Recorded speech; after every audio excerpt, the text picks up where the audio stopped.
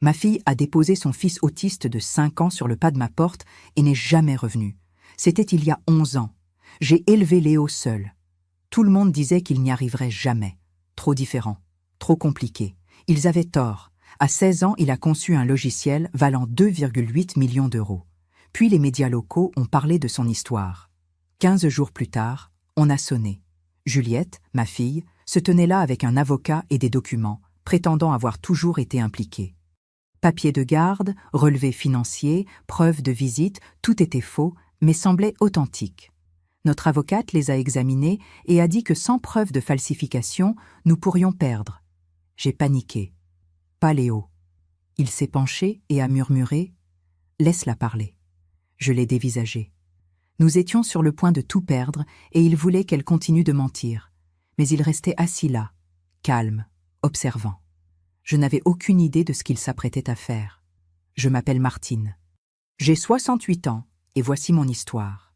Avant de continuer, laissez un commentaire pour nous dire d'où vous nous regardez et abonnez-vous à la chaîne Jamais trop tard.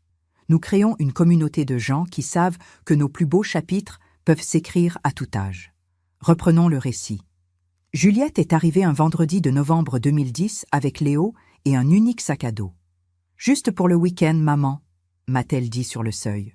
« J'ai besoin de souffler, s'il te plaît. » Léo se tenait à côté d'elle, 5 ans, fixant le sol du paillasson. Il se balançait d'avant en arrière, du talon à la pointe. Ses mains couvraient ses oreilles, bien que nous ne fassions aucun bruit. « Juliette, qu'est-ce ? Je t'appelle dimanche. » Elle tournait déjà les talons, marchant vite vers sa voiture. Elle n'a pas serré Léo dans ses bras, ne l'a pas embrassé pour lui dire au revoir. Elle est juste partie.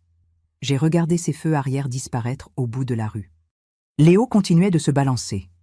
J'avais été institutrice en école primaire pendant 35 ans. J'avais eu quelques élèves autistes intégrés dans ma classe au fil des décennies, toujours avec des AVS et des spécialistes gérant les aspects difficiles. Mais là, debout avec mon petit-fils, j'ai réalisé que je ne savais presque rien de la vie quotidienne avec ce trouble. « Bonjour Léo », dis-je doucement. « Tu veux entrer ?» Il ne m'a pas regardé, n'a pas bougé, juste ce balancement. J'ai ramassé son sac. Il était léger, trop léger pour un week-end. J'ai ouvert la porte plus grand, j'ai attendu. Après 1 minute, Léo m'a dépassé pour entrer dans la maison, les mains toujours plaquées sur les oreilles. Le réfrigérateur ronronnait. Il a tressailli. Le chauffage s'est enclenché. Il a appuyé ses mains plus fort. J'ai fermé la porte aussi silencieusement que possible. Il était déjà dans le salon, accroupi dans un coin près de la bibliothèque. « As-tu faim ?» demandai-je. « Rien. »« Soif ?» Il accéléra son balancement. Je suis allée à la cuisine, j'ai versé de l'eau dans un gobelet en plastique jaune que je gardais pour ces rares visites, toujours brèves, peut-être 2 fois par an. Je lui ai apporté le gobelet, l'ai posé au sol à distance de bras. Il cessa de se balancer, regarda le gobelet, puis reprit. La première nuit fut pire. J'ai préparé des nuggets de poulet et des frites car Juliette m'avait dit un jour que c'était ce qu'il mangeait. Léo a jeté un œil à l'assiette et s'est détourné. J'ai tenté des pâtes. Non. Un sandwich. Il l'a repoussé. Que veux-tu manger ? Il émettait un son grave dans sa gorge et fixait le mur. Je lui ai donné des crackers. Il en a mangé 3. Le coucher fut un désastre. J'ai essayé de l'aider à se brosser les dents et il a hurlé. Pas pleuré. Hurlé comme si je lui faisais mal. J'ai reculé, il s'est arrêté, mais il tremblait. « D'accord, dis-je. D'accord, tu peux sauter cette étape ce soir. » Je l'ai mis dans la chambre d'amis, j'ai bordé la couverture comme je pensais que les enfants aimaient. Il l'a rejeté. J'ai réessayé. Il a hurlé. J'ai laissé la couverture au pied du lit et je suis sortie. Il n'a pas dormi. Je l'entendais fredonner toute la nuit, ce même son grave, encore et encore. Je n'ai pas dormi non plus. Le samedi matin, j'ai appelé Juliette. Pas de réponse. J'ai laissé un message. « Juliette, chérie, rappelle-moi. J'ai besoin de savoir ce que Léo mange. Quelles sont ses routines ?» Elle n'a pas rappelé. J'ai réessayé le samedi soir, le dimanche matin, le dimanche soir. Rien. 1 semaine est devenue 2. J'ai emmené Léo chez le pédiatre. Le médecin a confirmé ce que je suspectais déjà. Il est autiste, Madame Lambert. Quelqu'un vous a parlé de faire un bilan ? Sa mère devait s'en occuper. Le médecin a hoché lentement la tête. « Eh bien, c'est vous qui vous en occupez maintenant. » Je l'ai inscrit en thérapie, orthophonie, psychomotricité, suivi comportemental. J'ai appris qu'il lui fallait le même petit déjeuner chaque jour. Œufs brouillés, pain de mie coupé en diagonale, rien ne devait se toucher dans l'assiette. J'ai appris que le trajet pour aller chez le thérapeute devait être identique, sinon il hurlait en voiture. J'ai appris à ne pas le toucher, sauf s'il en prenait l'initiative. Je suis devenue douée pour observer au lieu d'agir.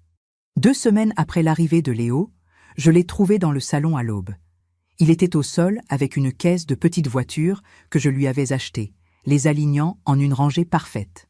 Mais ce n'était pas aléatoire.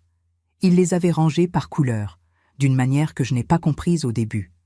Je me suis assise sur le canapé et j'ai regardé. Voiture rouge, puis une légèrement plus orange, puis une encore plus orange, puis jaune-vert, ainsi de suite. Un dégradé si subtil que je devais plisser les yeux pour voir les différences. Il les avait organisées par nuances, parfaitement. « C'est incroyable, Léo, » dis-je. Il ne m'a pas regardé, mais il a continué. Décembre est arrivé. Juliette n'avait toujours pas appelé. J'ai essayé une approche différente avec Léo. J'ai arrêté d'essayer d'obtenir son regard, arrêté de le pousser à parler. Je m'assurais juste que tout soit pareil, chaque jour. Même petit déjeuner, même heure, même dessin animé à la télé, même rituel du coucher qu'il avait fini par tolérer, qui consistait juste à ce que je lui dise bonsoir depuis le seuil. Il s'est calmé, pas heureux, mais moins frénétique. Il s'asseyait dans le salon avec moi pendant que je lisais. Il mangeait ses repas sans repousser l'assiette. La veille de Noël, je préparais des sablés. Léo n'aidait pas, mais il s'est assis à table et m'a regardé découper les formes. La cuisine sentait la vanille et le beurre. Le téléphone a sonné. Je l'ai attrapé, pleine d'espoir. Juliette. Maman. Sa voix était plate, fatiguée. Juliette. Dieu merci. Quand viens-tu le chercher? Il a besoin de toi. J'ai besoin de savoir. Je ne peux plus, maman. J'ai arrêté de bouger. Quoi? Il est à toi. J'ai essayé. J'ai vraiment essayé. Mais je ne peux pas. Sa voix s'est brisée. Je ne peux juste pas. Juliette. Attends. La ligne était morte. J'ai rappelé. Ça sonnait. Pas de réponse. J'ai réessayé. Messagerie. Je suis restée là, dans la cuisine, le téléphone à la main, les sablés en train de brûler dans le four, la fumée commençant à s'élever. J'ai éteint le four, sorti la plaque. Les biscuits étaient noirs. Je me suis assise par terre, juste là, le dos contre le placard. Léo est apparu dans l'encadrement.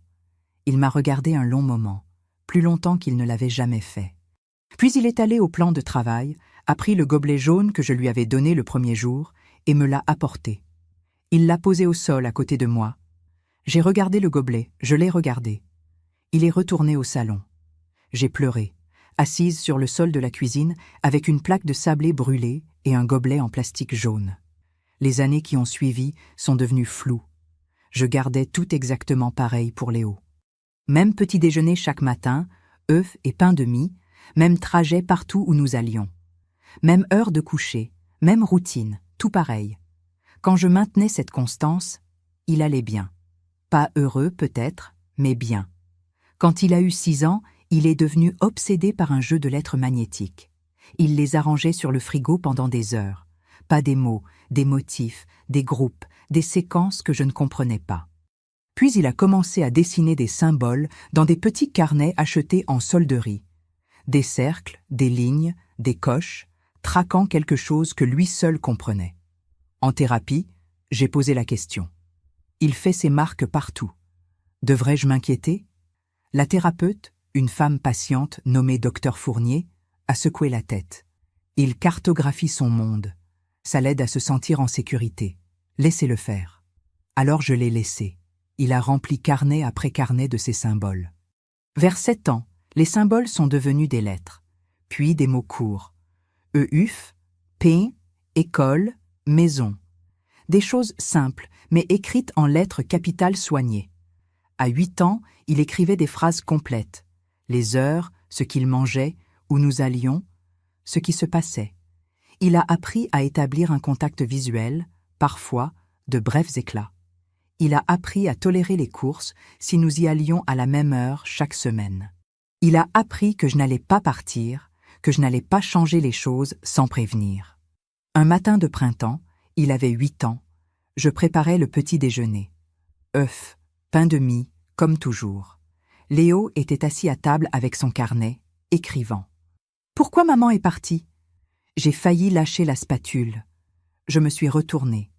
Léo regardait son carnet, pas moi, mais il avait parlé.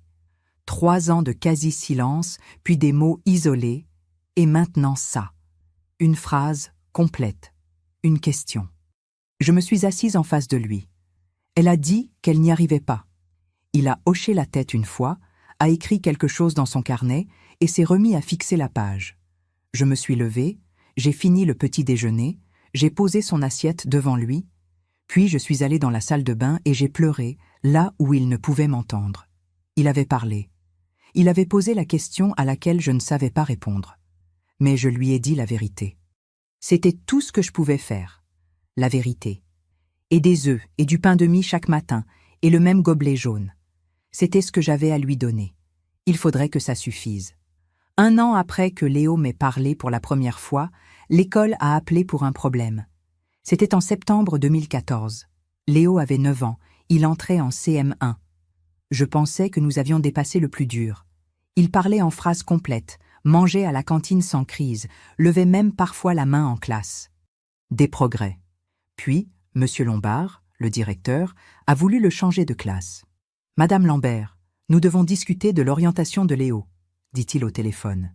Une nouvelle enseignante cette année, Madame Keller, qui avait semblé gentille à la pré-rentrée. J'avais eu espoir. « Quel est le problème ?» demandai-je. « Léo serait mieux pris en charge dans notre classe Ulysse. Les autres élèves avancent à un rythme différent. » J'ai serré le téléphone. Léo suit le programme. Ce n'est pas une question de niveau. C'est comportemental. Il ne participe pas aux activités de groupe. Il ne regarde pas les autres pendant les regroupements. Hier, il a couvert ses oreilles pendant le cours de musique parce que c'est bruyant. Il a des troubles sensoriels. Madame Lambert, nous avons un dispositif conçu pour les enfants comme Léo. Ce serait moins stressant pour tout le monde.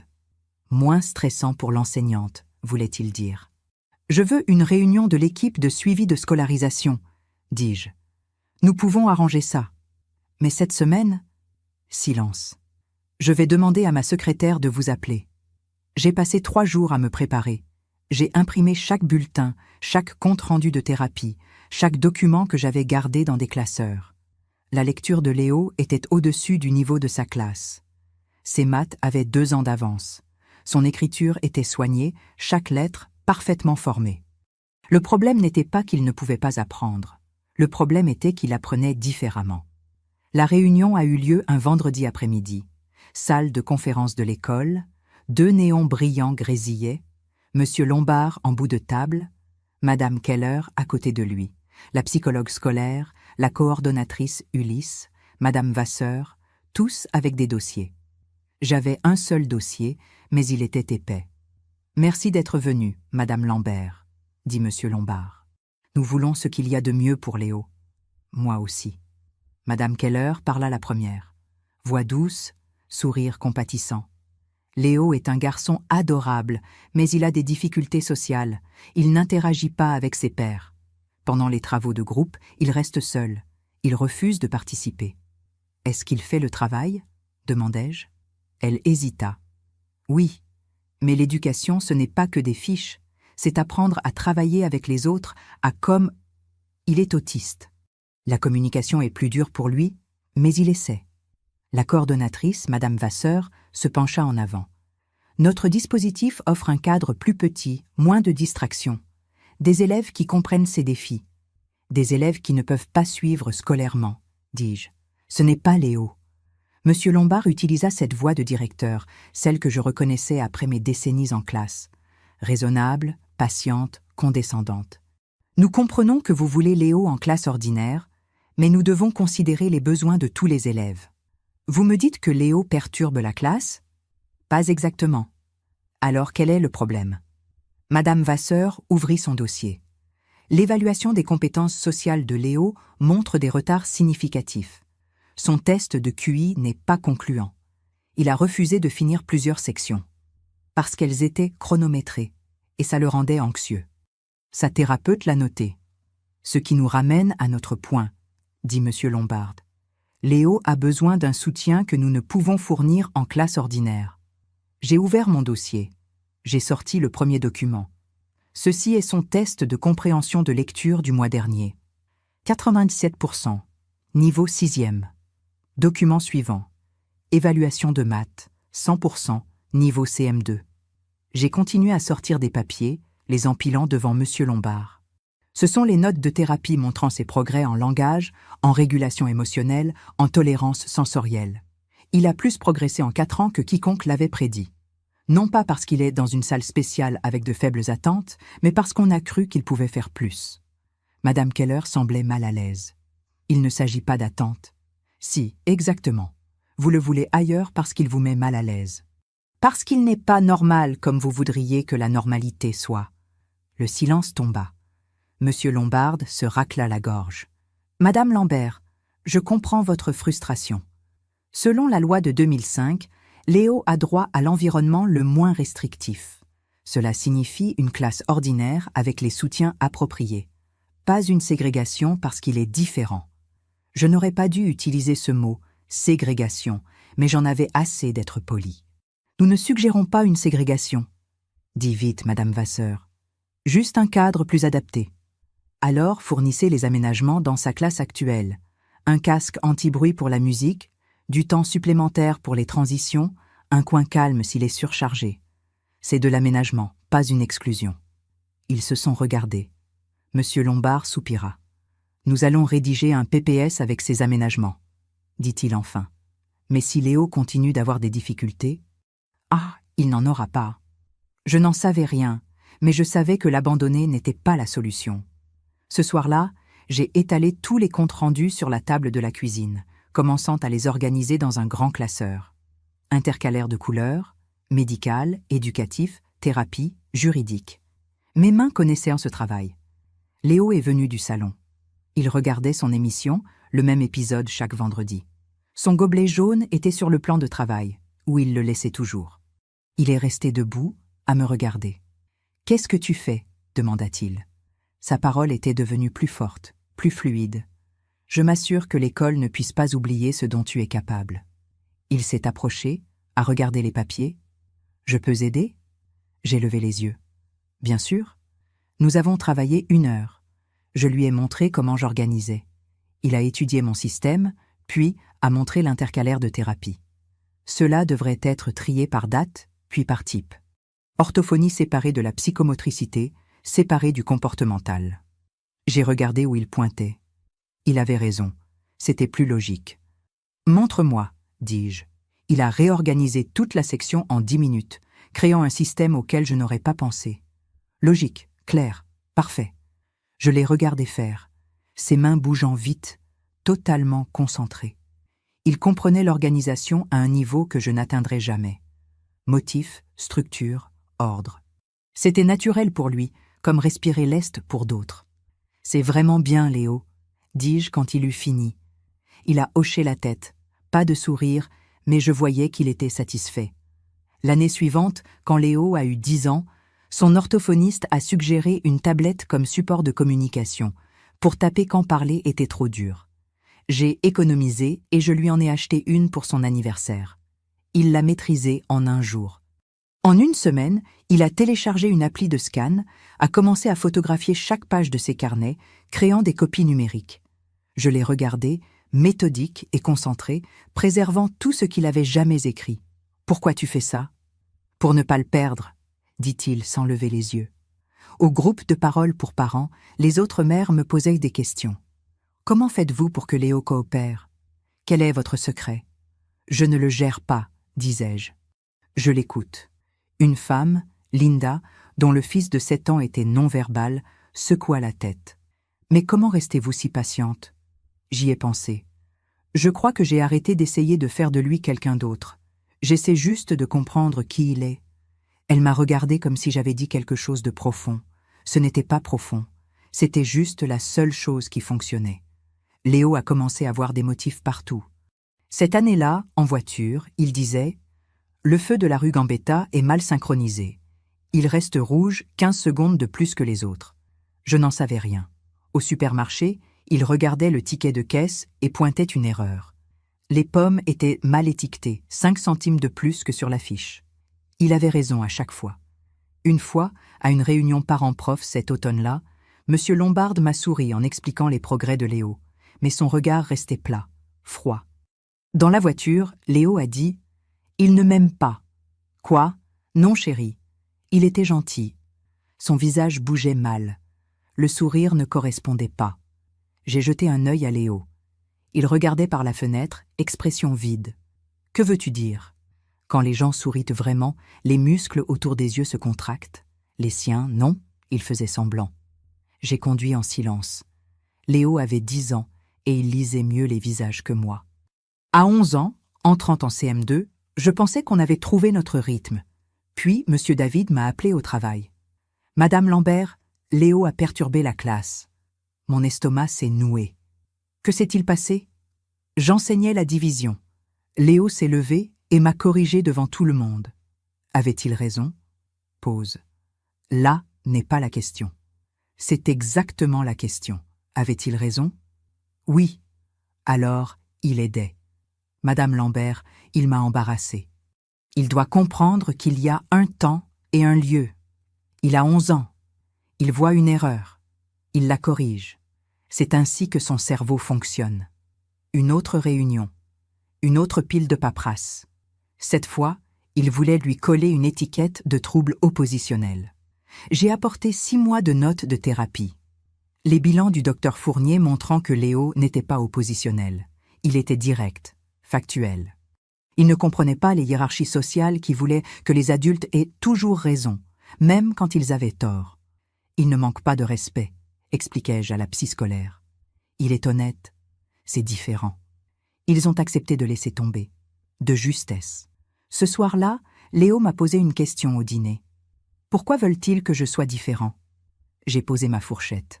Que veux-tu dire? Les profs, les autres enfants.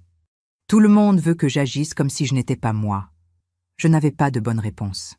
Parce qu'ils ont peur des gens qui voient plus qu'eux, dis-je enfin. Il y a réfléchi, a hoché la tête, s'est remis à manger.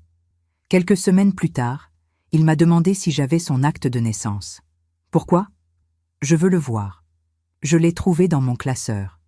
Il l'a étudié longtemps, puis a demandé ses papiers d'inscription scolaire, sa carte vitale, tout ce qui portait son nom. « Ça va ?» demandai-je. « C'est à propos de ta mère? Je veux juste tout voir, m'assurer que tout est là. » J'ai supposé qu'il digérait ce qui s'était passé. Essayer de comprendre pourquoi Juliette était partie, à quoi ressemblait sa vie sur le papier. C'était logique pour un enfant qui organisait le monde en catégories et dossiers. Je l'ai aidé à tout scanner sur sa tablette. Acte de naissance, carnet de santé, chaque document officiel que j'avais. Il les a sauvegardés soigneusement, a créé des dossiers avec des étiquettes que je ne comprenais pas. « Qu'est-ce que tu construis ?»« Un système, dit-il, pour que rien ne se perde. » Je l'ai embrassé sur le haut du crâne. « D'accord, mon grand. Quoi que ce soit qui t'aide. » Je pensais qu'il gérait son passé. Je n'avais aucune idée qu'il se préparait pour son avenir. Cet avenir a pris forme l'été des 12 ans de Léo. Il scannait des documents depuis des mois, organisant tout sur sa tablette avec une concentration que j'avais appris à ne pas interrompre. Mais en juin 2017, il a découvert le code. Je l'ai trouvé à la table de la cuisine avec mon vieil ordinateur portable, fixant un écran plein de textes qui me semblaient être du charabia. Des lignes de mots, de symboles, de crochets. « Qu'est-ce que tu fais ?»« J'apprends Python. » Il n'a pas levé les yeux. « C'est quoi Python ?»« Un langage de programmation. Je suis un tutoriel. » Je me suis penché. L'écran montrait des instructions sur les variables, les fonctions, les boucles. Rien n'avait de sens pour moi. « C'est pour l'école ?»« Non, je veux juste apprendre. » Je l'ai laissé. C'est ce qui marchait avec Léo. Le laisser suivre ses intérêts. Il a passé l'été entier sur cet ordinateur. Pendant que d'autres étaient en colonie de vacances ou à la piscine, Léo codait. Je lui apportais son déjeuner. Il mangeait sans quitter l'écran des yeux. Son gobelet jaune trônait à côté, à moitié plein d'eau qu'il oubliait de boire. En août, il m'a montré ce qu'il avait fait. Des petits programmes qui faisaient des tâches que je ne comprenais pas. Celui-ci trie les fichiers par date. Celui-ci trouve les doublons. Celui-ci vérifie si un fichier a été modifié. C'est très impressionnant, Léo. Il a hoché la tête, a continué de taper. En septembre, j'ai utilisé mes dernières économies pour lui acheter un meilleur ordinateur. Un vrai, pas mon vieux portable qui mettait 5 minutes à démarrer. Il l'avait mérité. Le vendeur a demandé ce que Léo en ferait. Programmer. Quel âge as-tu ? 12 ans. L'homme a souri. C'est un bon âge pour commencer. Tu iras loin. Léo n'a pas répondu. Il a juste attendu que je paie. À la maison, il a installé le nouvel ordinateur dans sa chambre. Je lui ai fait promettre de sortir pour les repas et de dormir à des heures raisonnables. Il a accepté, mais je voyais que son esprit était déjà dans ce monde de code où je ne pouvais entrer. Un soir d'octobre, il m'a appelé.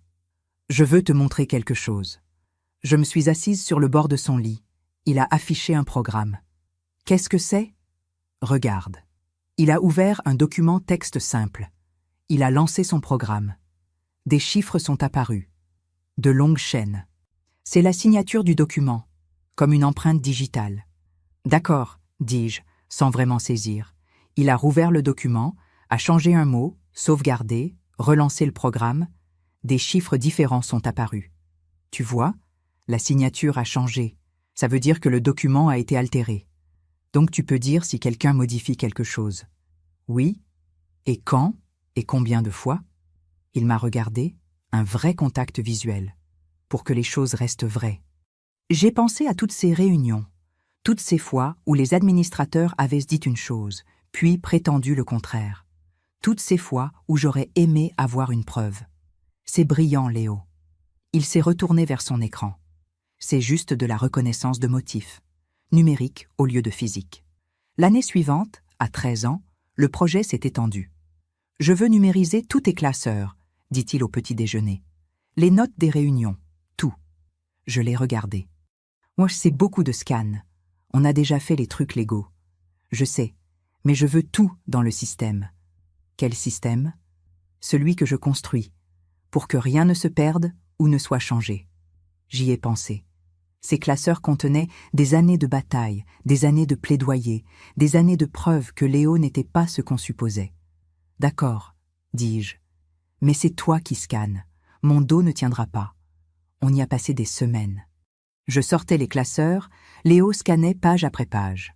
Compte rendu de 2014, bilan de 2012, bulletin, notes de progrès, rapport d'incident, chaque papier qui racontait l'histoire de Léo. Il ne faisait pas que scanner. Il faisait quelque chose à chaque fichier, ajoutant des couches d'informations que je ne voyais pas. Qu'est-ce que tu ajoutes ? Horodatage, code de vérification, valeur de hachage. Il marqua une pause. Chaque document se connecte à ceux d'avant et d'après, comme une chaîne. Si quelqu'un essaie de changer un maillon, toute la chaîne se brise. Pourquoi quelqu'un les changerait ? Il m'a regardé. Pourquoi M. Lombard a essayé de me changer de classe quand j'avais 9 ans ? Bien vu. Donc, ça protège la vérité. Oui. Je l'ai regardé travailler. Cet enfant qui avait été non-verbal 7 ans plus tôt, qui hurlait au son de l'aspirateur. Maintenant, il construisait quelque chose que je pouvais à peine comprendre. Je suis fier de toi. Il a hoché la tête, a continué de scanner. Notre relation avait changé. Nous n'avions pas besoin de beaucoup de mots. Je disais quelque chose. Il hochait la tête. Il me montrait un truc. Je disais que c'était bien.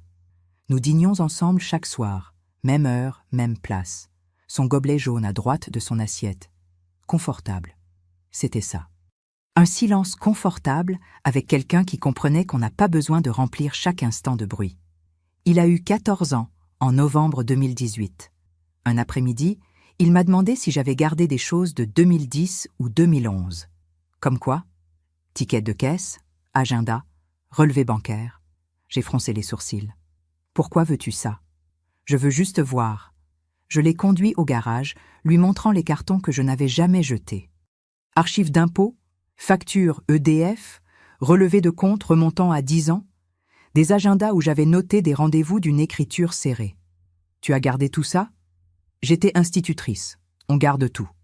Il a commencé à fouiller, a sorti mon agenda 2010, l'a ouvert à novembre, a suivi les dates du doigt. Pourquoi as-tu besoin de ça? J'ai besoin de savoir ce qui s'est vraiment passé. Pas ce que les gens disent, ce qui s'est passé. Je me suis assise sur une caisse. C'est à propos de ta mère. Il n'a pas répondu tout de suite. Il fixait l'agenda, mon écriture marquant le jour où Juliette l'avait amené. Les jours suivants où j'avais écrit « Essayez Nuggets » et « Appelez Juliette » et « RDV médecin ». J'ai besoin de la chronologie, dit-il enfin. Quand les choses sont arrivées, ce qui était réel. Ma poitrine s'est serrée. Il était en train de digérer. L'abandon, les années sans elle. Nous avons rentré les cartons, passé le mois suivant à scanner des tickets de caisse, des relevés bancaires prouvant que je n'avais jamais reçu d'argent de Juliette, des factures de téléphone prouvant qu'elle n'avait jamais appelé, des agendas documentant notre routine, notre vie, chaque jour ordinaire qui prouvait son absence. Je pensais qu'il construisait une chronologie de son enfance, comprenant son passé par la preuve. « Pourquoi des tickets de caisse ?» demandai-je, le regardant scanner un reçu de 2011. « Ils ont des dates. Ils montrent où nous étions, ce que nous achetions. Ce sont des preuves. » « Preuves de quoi ? » ?»« De ce qui est arrivé, de ce qui était réel. » Je n'ai pas insisté. S'il avait besoin de ça pour guérir, je l'aiderais. Il a commencé à veiller plus tard cette année-là. Je me couchais à 22h et j'entendais le clic de son clavier.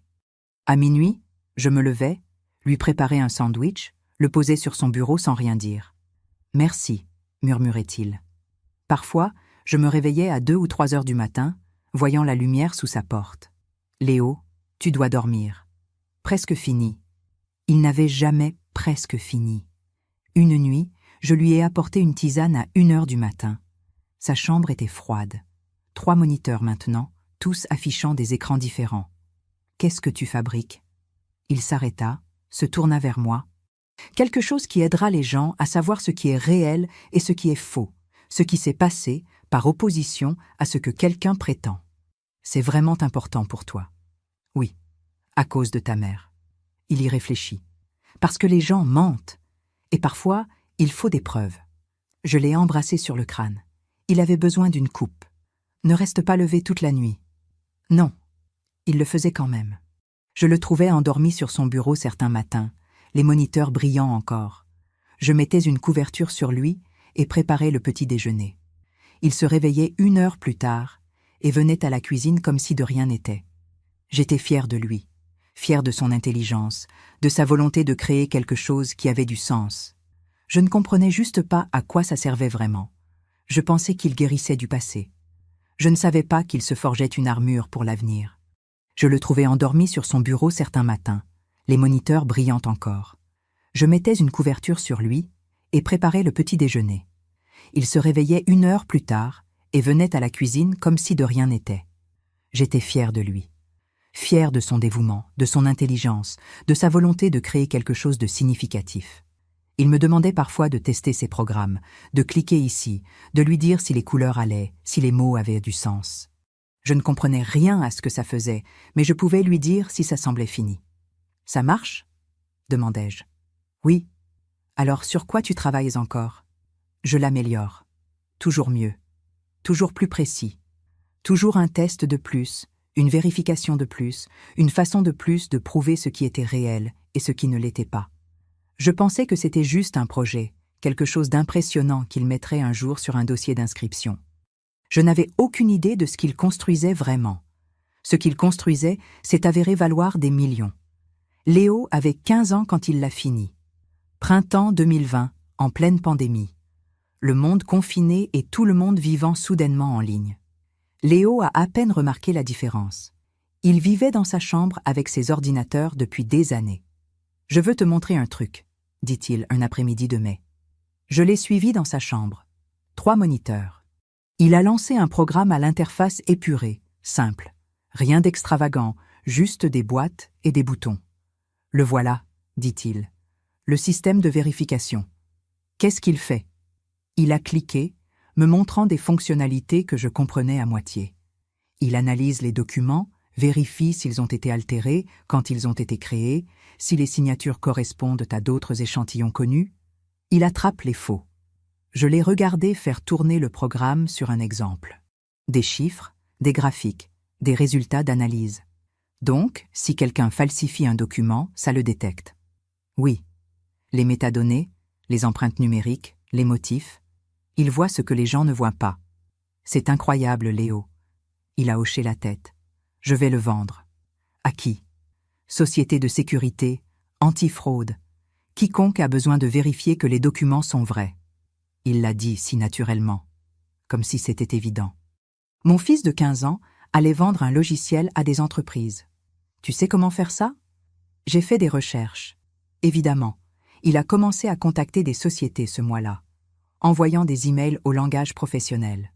Je l'ai aidé à peaufiner, bien que sa façon directe d'écrire soit plus claire que la plupart des communications d'affaires que j'avais vues. La première vente a eu lieu en juin. Une petite boîte de sécurité a acheté une licence pour 18 000 €. J'ai regardé le nombre sur l'écran que Léo m'a montré. 18 000. C'est moins que ça ne vaut, dit-il. Mais c'est une preuve de concept. Maintenant, j'ai un client. Il avait raison. Une fois le mot passé que son système fonctionnait, d'autres sociétés ont voulu des démos. Léo prenait des appels en conférence dans sa chambre. Cette même voix calme qu'il utilisait avec moi, expliquant des concepts techniques sans les simplifier. Je l'écoutais depuis le couloir. Parfois, il disait des choses comme « L'algorithme compare les valeurs de hachage sur plusieurs couches de vérification. » Et les gens d'affaires à l'autre bout comprenaient ou faisaient semblant. Il a eu 16 ans en novembre 2020. En janvier 2021, il avait 6 clients de plus et assez d'argent sur son compte pour payer ses études 2 fois. Puis les grosses offres sont arrivées. Des géants de la tech voulaient l'exclusivité. Des firmes antifraude voulaient la licence pour toutes leurs opérations. Les chiffres sont passés de milliers à des centaines de milliers, puis à des millions. « J'ai besoin d'aide », dit Léo en février. Je ne sais pas évaluer ces contrats. J'ai trouvé un avocat d'affaires par une collègue, Maître Antoine, spécialisé en propriété intellectuelle. Il nous a rencontrés un samedi à la table de la cuisine, étalant 3 offres différentes. « Ce sont des offres substantielles », dit-il en regardant Léo. « Vous avez bâti quelque chose de valeur. » Léo hocha la tête. « Laquelle est la meilleure ?» Maître Antoine lui a expliqué les options. Des accords de licence payant sur la durée, des offres d'acquisition rachetant le logiciel d'un coup. Léo écoutait, posait des questions précises sur les termes. « Je veux le vendre complètement », dit Léo enfin. « Je ne veux pas gérer les licences ou le support ou les mises à jour. Juste vendre et c'est tout. » L'avocat parut surpris. « Vous êtes sûr? Les licences pourraient me payer plus à long terme. » « Il y a une clause de non-concurrence dans l'acquisition, » dit Léo. « Si je vends, je ne peux pas créer de logiciel de vérification concurrent pendant 5 ans. C'est standard, ça vous dérange? Non? J'en ai fini avec ce type de logiciel. » Je l'ai regardé. Il l'a dit si définitivement, comme s'il avait déjà planifié la suite. Il l'a vendu en mars pour 2,8 millions d'euros. 2,8 millions. Je ne pouvais pas intégrer ce chiffre. J'avais travaillé 35 ans comme institutrice et gagné peut-être la moitié de ça au total avant impôt. Les nouvelles locales l'ont appris. On voulut faire un reportage sur l'adolescent autiste local qui avait créé un logiciel de sécurité révolutionnaire. Je ne les voulais pas chez nous. Je ne voulais pas qu'il transforme Léo en bête de foire, mais il a dit oui. La journaliste, une jeune femme nommée Sophie, est venue un jeudi. Elle s'est installée dans le salon, a demandé si elle pouvait filmer Léo à son ordinateur. « Pouvez-vous expliquer ce que fait votre logiciel ?» Il vérifie l'authenticité des documents par reconnaissance de motifs et analyse des métadonnées, dit Léo, regardant la caméra directement, comme il regardait n'importe qui. Il détecte les faux que les gens ratent. « Ah, qu'est-ce qui vous a donné envie de créer ça ?» Je me suis tendue, mais Léo a répondu simplement. « Je voulais savoir ce qui était réel. Les gens mentent, pas les documents, si on sait comment les lire correctement. » Sophie a souri. « C'est très perspicace. Avez-vous des projets pour cet argent ?» Pas encore. Elle a tenté d'autres questions, mais les réponses de Léo étaient courtes, factuelles, pas l'histoire humaine émotionnelle qu'elle voulait. Après 20 minutes, elle nous a remerciés et est partie. Le segment est passé aux infos du vendredi soir. Un adolescent local crée un logiciel de sécurité révolutionnaire. Ils ont utilisé peut-être 2 minutes de l'interview, ajouté une musique dramatique, montré Léo à son ordinateur, l'air concentré et brillant. J'ai regardé avec lui. « Qu'est-ce que tu ressens ?» demandai-je quand ce fut fini.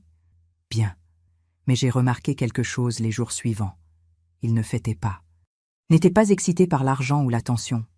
Il était juste en train d'attendre, d'observer. Je le surprenais à regarder par la fenêtre, ou assis à la table de la cuisine avec son gobelet jaune, ne buvant pas, le tenant juste. « Ça va ?» ? Oui. Mais non. Quelque chose avait changé. Une tension que je ne pouvais nommer. 15 jours après le reportage, on a sonné un mardi après-midi. Je n'attendais personne. Léo était dans sa chambre. J'ai ouvert la porte, et ils étaient là. Une femme en tailleur gris, chair, coiffure parfaite. Un homme à côté d'elle en costume sombre, un porte-documents en cuir à la main. La femme a souri. Ça n'atteignait pas ses yeux. « Salut, maman. » Mon estomac est tombé. Mes mains sont devenues froides. Juliette. Elle avait vieilli. 11 ans de plus. Des rides autour de la bouche, une tension dans la mâchoire. Mais c'était elle. « Léo, » dit-elle, regardant derrière moi dans la maison. Je ne pouvais plus bouger, plus parler. Mon corps avait oublié comment. « Je suis maître Durand, » dit l'homme. « L'avocat de Madame Lambert. Nous aimerions vous parler de la situation de Léo. » « Sa situation ?» ai-je réussi à dire. Le sourire de Juliette se crispa. « Pouvons-nous entrer ? C'est important. » J'aurais dû dire non. J'aurais dû fermer la porte. J'étais tétanisée. Léo est apparu derrière moi dans le couloir. Il a regardé Juliette. Son visage était totalement vide. Aucune surprise, aucune émotion, rien. Il l'observait juste, comme il observait les feux de circulation ou les erreurs de prix. Analytique, calculateur. « Entrez », dit-il. Mes jambes ont bougé sans ma permission. Je me suis écartée. Ils sont entrés dans ma maison, Juliette et son avocat, et j'ai eu la nausée. Nous nous sommes assis à la table de la cuisine, la même où Léo et moi prenions le petit déjeuner chaque matin, où nous avions organisé les dossiers d'école et scanné les documents. Maintenant, Juliette était assise là, les mains jointes, pendant que son avocat ouvrait son porte-documents. « Madame Lambert, nous sommes ici pour discuter de la garde et de la tutelle financière, » dit-il. Professionnel, suave, rodé. Ma cliente, Juliette Lambert, a conservé ses droits parentaux sur Léo et souhaite reprendre une garde active. « La garde ?» dis-je. « Il a 16 ans, » dit Durand. « Encore mineur. Et ma cliente n'a jamais formellement renoncé à ses droits parentaux. Elle a coparenté à distance, maintenant le contact par les canaux appropriés. C'est un mensonge, dis-je, ma voix tremblant. Elle n'a pas appelé en 11 ans. Juliette parla alors, voix douce, yeux tristes qui sonnaient faux. Maman, je sais que tu as fait un travail formidable pour élever Léo, mais il a besoin de sa mère maintenant, surtout avec l'argent et l'attention. Il a besoin d'être guidé. Il est guidé. Maître Durand a sorti des papiers. Des documents avec des sceaux officiels et des signatures. Ceci montre que Madame Lambert a conservé ses droits parentaux légaux. Elle a documenté son soutien financier et sa communication au fil des ans. Elle a droit à la garde et, vu le statut de mineur de Léo, à la gestion de ses actifs financiers jusqu'à sa majorité. J'ai regardé les papiers. Ils semblaient vrais, professionnels. Mon cœur battait à tout rompre. Ce sont des faux, dis-je, mais je n'avais pas de preuves. Ils sont dûment notariés et enregistrés, dit Durand calmement, sauf si vous pouvez prouver le contraire. J'ai regardé Léo. Il observait Juliette, son visage toujours vide, mais je voyais quelque chose dans ses yeux, quelque chose que je ne pouvais lire. « Léo, » dis-je bas, « qu'est-ce qu'on fait ?» Il m'a regardé une seconde, puis s'est tourné vers Juliette. « Nous devrions prendre un avocat, » dit-il. Trouver une avocate fut plus facile que de l'utiliser. J'ai trouvé maître Agnès Duval par une recommandation. Une avocate en droit de la famille avec 20 ans d'expérience. Elle est venue chez nous 3 jours après. J'ai apporté tous mes classeurs. Des années de dossiers scolaires, de notes de thérapie, de rendez-vous médicaux, chaque papier prouvant que j'avais élevé Léo. Mes mains tremblaient. Léo était assis, silencieux, à côté de moi, observant. Maître Duval a étalé les documents de Juliette sur la table. Elle les a étudiés pendant 1 heure, lisant chaque page, vérifiant les signatures. Finalement, elle a levé les yeux. Son visage m'a tout dit avant qu'elle ne parle. « Il semble légitime, » dit-elle prudemment, « très professionnel. Mais ce sont des faux. Elle ment. Elle ne l'a pas vu en 11 ans. Je vous crois. Mais avez-vous une preuve concrète que ces documents sont falsifiés ? J'ai sorti mes classeurs. J'ai tout. Chaque réunion, chaque visite chez le médecin. Maître Duval les a parcourus. C'est une excellente documentation. Cela prouve que vous avez été l'aidant principal. Mais, Madame Lambert, sans preuve tangible que ces documents à elle sont des faux, une juge pourrait statuer en sa faveur. Pourquoi ? Parce qu'elle n'a jamais légalement renoncé à ses droits parentaux. Il n'y a aucune trace judiciaire d'un transfert de garde. L'école et les médecins vous ont accepté de manière informelle. Mais, elle fit une pause. Avez-vous déjà demandé la tutelle officielle ? La pièce est devenue glaciale. Je ne pensais pas en avoir besoin. Elle l'a abandonnée. Je sais, mais légalement, sans documentation de cet abandon, sans sa signature, elle reste sa parente sur le papier. La voix de l'avocate était douce mais ferme. Son avocat plaidera que l'arrangement informel ne prime pas sur les droits parentaux. Je ne pouvais plus respirer. Donc elle peut juste le prendre. Elle n'essaie pas de prendre la garde physique. Il a 16 ans. Les tribunaux forcent rarement les adolescents à déménager. Elle vise la tutelle financière, le contrôle de ses actifs jusqu'à ses 18 ans. Les 2,8 millions d'euros. C'était ça. On peut se battre ? Oui. Mais je dois être honnête. Son dossier semble solide. Elle a des documents, un récit convaincant. Sauf si nous prouvons que ces documents sont frauduleux, nous perdrons. Maître Duval n'a pas démenti. J'ai regardé Léo. Il était assis, parfaitement immobile, les mains jointes. Il n'a pas croisé mon regard. « Léo, » dis-je bas, « tu comprends ce qui se passe ? » « Oui. » « Tu as peur ? » Il réfléchit. « Non. » Comment pouvait-il ne pas avoir peur ? J'étais terrifié.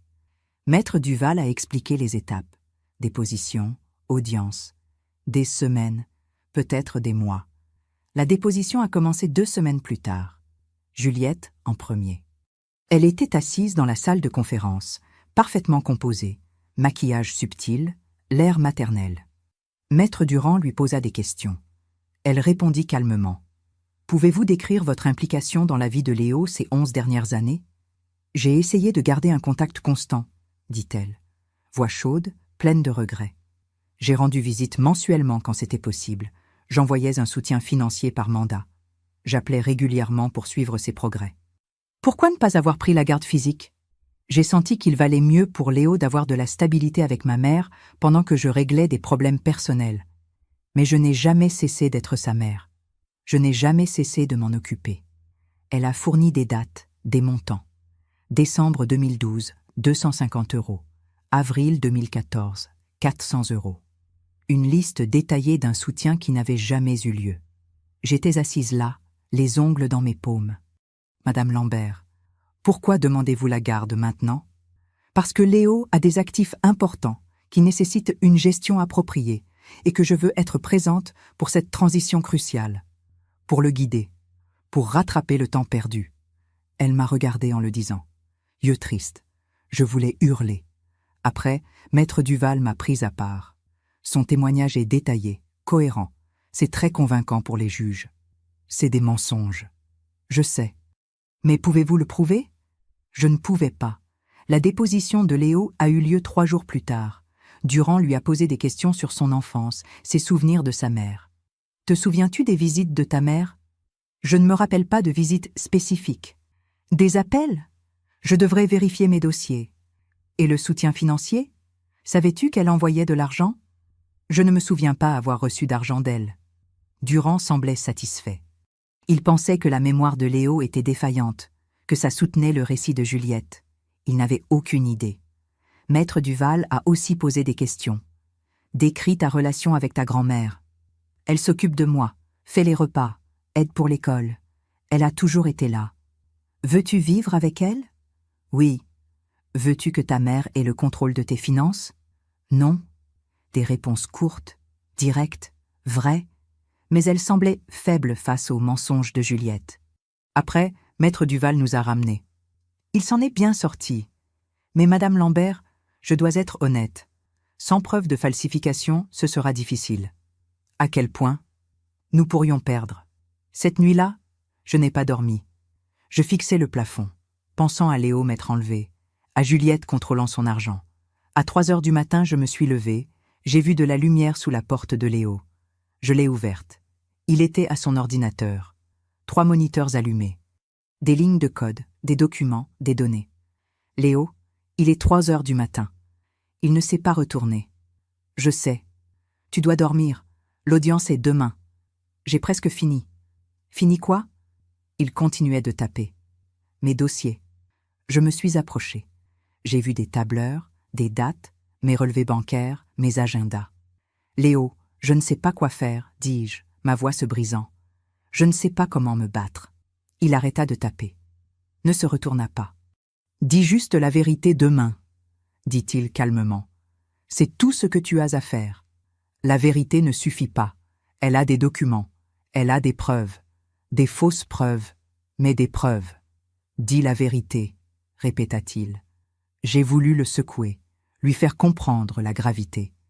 Mais il restait là, calme, concentré, comme si me perdre n'avait pas d'importance. Je suis retourné me coucher, terrifié. Léo est resté à son ordinateur toute la nuit. J'entendais le clavier jusqu'à l'aube. Je n'avais aucune idée de ce qu'il faisait. Je savais juste que j'allais le perdre. Le matin est arrivé. Je me suis levée à 6 heures, j'ai fait du café. Aucun de nous ne pouvait manger. Léo est sorti à 7 heures, douché, habillé de la chemise que nous avions achetée pour le tribunal. Il avait l'air fatigué, mais calme. « Tu es prêt ?» « Oui. » Nous avons conduit au tribunal en silence. Mes mains tremblaient. Léo regardait par la fenêtre. Maître Duval nous attendait sur les marches. Restez calme. Laissez-moi parler. Léo, répondez directement, mais ne donnez pas d'informations superflues. Léo hocha la tête. La salle d'audience était plus petite que prévu. Boiserie, néon. La juge Perrin présidait. Une femme d'une 50aine d'années, aux yeux vifs. Juliette était assise avec Durand.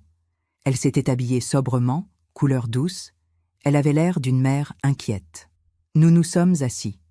Maître Duval, Léo et moi. Durand s'est levé, a présenté son dossier calmement. Juliette Lambert, mère dévouée, contact maintenu, soutien financier. Il a déposé les documents sur la table des preuves, les faux, les convaincants. La juge les a examinés longuement. Puis, elle a regardé Juliette. « Madame Lambert, décrivez votre implication. » La voix de Juliette était stable, chaude.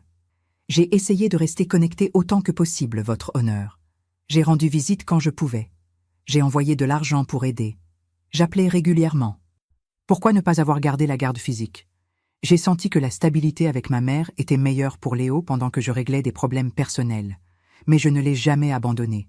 Je n'ai jamais cessé d'être sa mère. » Elle l'a dit avec une telle conviction. Je voulais hurler. La juge a posé plus de questions. Juliette a répondu à tout. Décembre 2013, j'ai visité pour son anniversaire. Avril 2015, j'ai envoyé 400 € pour la thérapie. Mai 2017, j'ai appelé pour discuter de ses progrès. Mensonges. Tous des mensonges, mais détaillés, cohérents. La juge avait l'air pensive. Ce fut le tour de Maître Duval. Elle a présenté mes classeurs. Des années de réunions, de dossiers médicaux, chaque preuve que j'avais élevé Léo seul. Mais pendant qu'elle parlait, je voyais l'expression de la juge. De la sympathie, mais du doute. « Maître Duval, » dit la juge Perrin. « Ces dossiers montrent que Madame Lambert a été l'aidant principal, mais je ne vois aucune tutelle officielle, aucune ordonnance de transfert de garde, aucune renonciation légale aux droits parentaux. » Ma poitrine s'est serrée. « Votre honneur, » dit prudemment Maître Duval. Juliette Lambert a abandonné Léo à 5 ans. Ma cliente a la documentation de cet abandon, mais sans la signature de Madame Juliette Lambert, sans documentation légale, ses droits parentaux restent intacts. La juge m'a regardé. « Madame Lambert, je comprends votre travail formidable, mais légalement, sans preuve que sa mère a renoncé à ses droits, sa demande est recevable. » La salle a basculé. Juliette a regardé Durand, a souri légèrement. Elle pensait avoir gagné. Mon cœur battait si fort que je ne pouvais plus respirer. J'ai regardé Léo, désespéré. Son visage était complètement vide, illisible. Je me suis penché. Elle ment, il faut l'arrêter. Il a tourné la tête légèrement, a murmuré. Laisse-la parler. Quoi? Laisse-la dire tout ce qu'elle veut.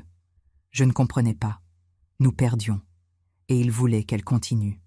La juge a regardé Léo. Jeune homme, souhaitez-vous parler? Longue pause.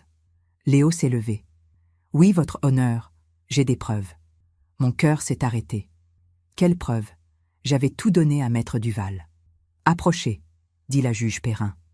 Léo a pris un sac que je n'avais pas remarqué. Il est allé à la barre. Calme, stable. Il a sorti un ordinateur portable. Puis-je me connecter à l'écran, votre honneur? La juge parut surprise. Que présentez-vous?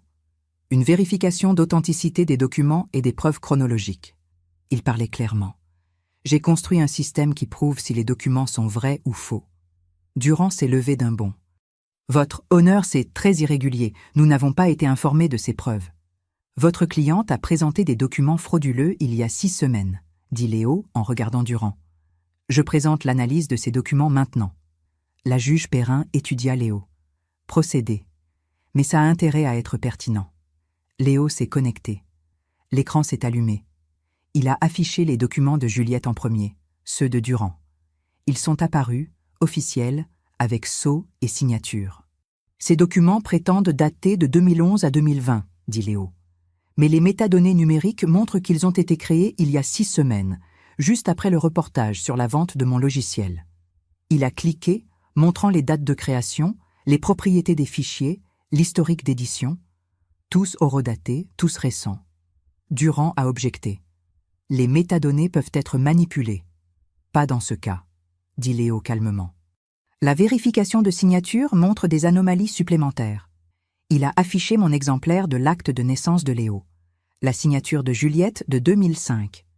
Puis il a lancé une analyse des signatures sur les faux documents de garde. Des chiffres sont apparus, des comparaisons. Les motifs de pression ne correspondent pas. La formation des lettres est incohérente. L'espacement et l'inclinaison sont différents. Ces signatures ont été falsifiées. La juge Perrin se pencha en avant. Comment savez-vous cela? J'ai construit un système de vérification. Il analyse l'authenticité des documents. C'est ce que j'ai vendu le mois dernier. Vous avez 16 ans, dit la juge. Oui. Elle cligna des yeux. Continuez. Léo a affiché un nouvel écran. Une chronologie. Ce sont mes dossiers. Je documente ma vie depuis l'âge de 9 ans. Il a montré des tableurs, des documents scannés, des photos, tous horodatés, tous vérifiés. Madame Lambert prétend m'avoir rendu visite en décembre 2013. Voici l'agenda de ma grand-mère de ce mois-là, montrant notre emploi du temps. Voici des photos de cette semaine avec horodatage. Voici les notes de ma séance de thérapie du 9 décembre. La thérapeute confirme, mère absente. Voici le registre de présence de l'école montrant que j'étais présent chaque jour ce mois-là. Il a cliqué. Décembre 2013. Juliette n'était pas là. Madame Lambert prétend avoir envoyé des mandats. Voici 7 ans de relevé bancaire complet de ma grand-mère. Aucun dépôt de Juliette Lambert. Pas un euro. Les relevés sont apparus à l'écran. Chaque transaction surlignée. Rien de Juliette. Madame Lambert prétend l'avoir appelée régulièrement. Voici les factures de téléphone de 2010 à aujourd'hui. 0 appel de son numéro après le 24 décembre 2010. Les factures, des années. Son numéro, nulle part. Avril 2015. Elle prétend avoir envoyé 400 € pour la thérapie. Voici le relevé bancaire montrant aucun dépôt. Voici l'agenda de ma grand-mère montrant qu'elle a payé de sa poche. Voici le reçu. Chaque affirmation de Juliette, Léo l'a démolie avec des preuves. Durand s'est relevé. Votre honneur, ces preuves n'ont pas été divulguées lors de la communication des pièces, parce que vous avez présenté des documents frauduleux il y a 6 semaines, dit Léo. J'ai construit le système de vérification pour les analyser. Impossible, dit Durand. Vous n'avez pas pu construire ça en 6 semaines. Je ne l'ai pas fait, dit Léo. Je le construis depuis 7 ans. J'ai juste fini d'analyser ces documents il y a 6 semaines. La juge le fixa. Vous documentez votre vie depuis 7 ans. Oui, votre honneur. Chaque entrée d'agenda de ma grand-mère, chaque ticket de caisse, chaque séance, chaque réunion, chaque transaction. Tout est horodaté, croisé et vérifié. Le système rend impossible toute altération rétroactive. Il a montré à la juge comment ça marchait, comment chaque document se connectait aux autres. Donc, quand Madame Lambert dit qu'elle venait, envoyait de l'argent, appelait, je peux prouver que non, parce que j'ai la preuve de ce qui s'est réellement passé, de ce qui était réel. Le silence était total. La juge regarda Juliette. « Madame Lambert, pouvez-vous expliquer ces anomalies ?» Le visage de Juliette était devenu livide. Elle regarda Durand. « Les métadonnées ?»« Elles pourraient être fausses, » dit-elle, sa voix tremblant. « Les dates... Je veux dire, j'ai rendu visite. J'ai envoyé de l'argent. »« Quand exactement ?» demanda la juge. « Décembre 2013, je me souviens. » « Avez-vous des preuves? Reçus? Photos ?» Juliette bafouilla. « Je n'ai pas gardé les traces. J'étais juste... J'y étais. Je sais que j'y étais. Mais vous avez des relevés détaillés de mandats envoyés. »« Oui, je veux dire... Cela... Il montre... » Elle s'effondrait, se contredisant. La mère, confiante, avait disparu. « Madame Lambert, » dit froidement la juge Perrin, « avez-vous, oui ou non, falsifié ces documents ? » Non. Mon avocat a dit... Durand avait l'air malade. La juge se tourna vers Léo. « Ce système de vérification, il est légitime ? » « Oui, votre honneur. Je l'ai vendu le mois dernier à Securitas France pour 2,8 millions d'euros.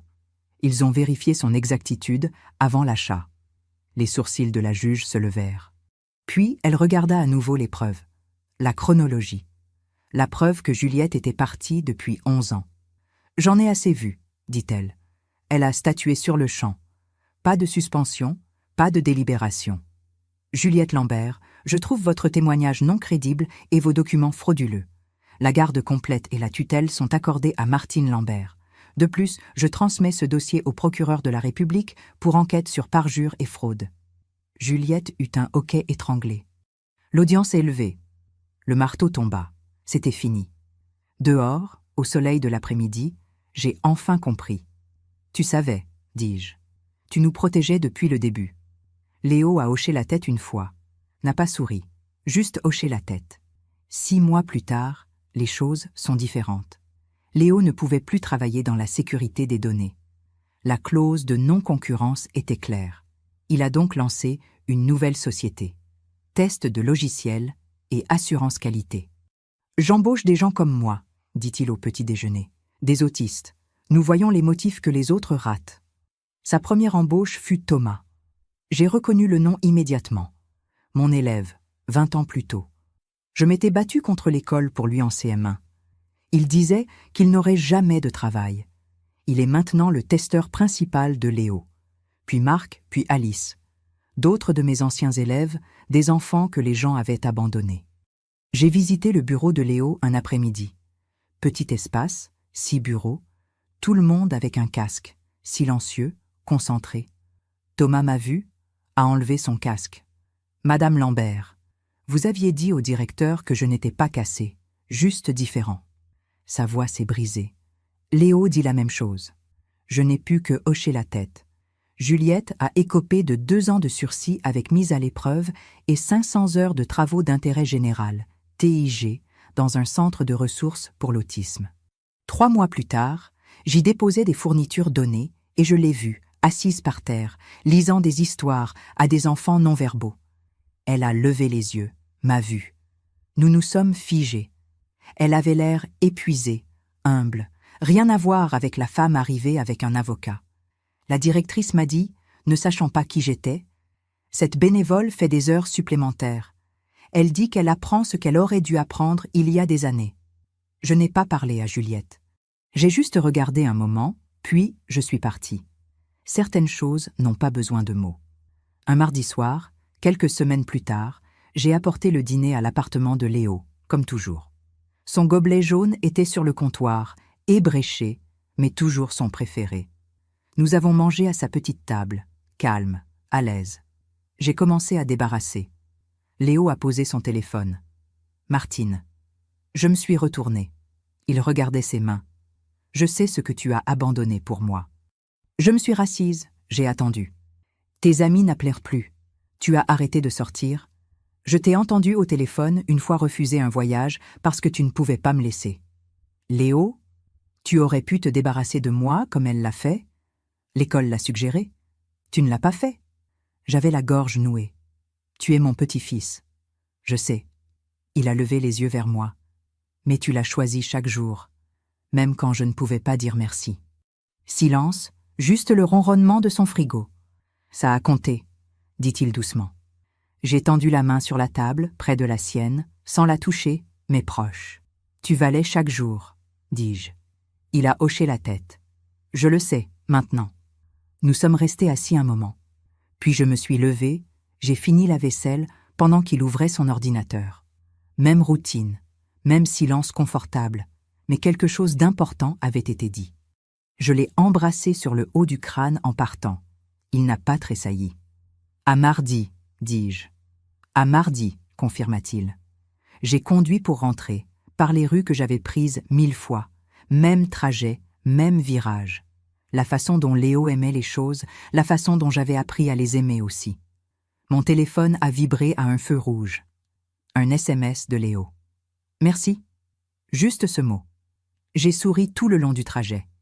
Voilà mon histoire. J'aimerais savoir ce que vous en pensez.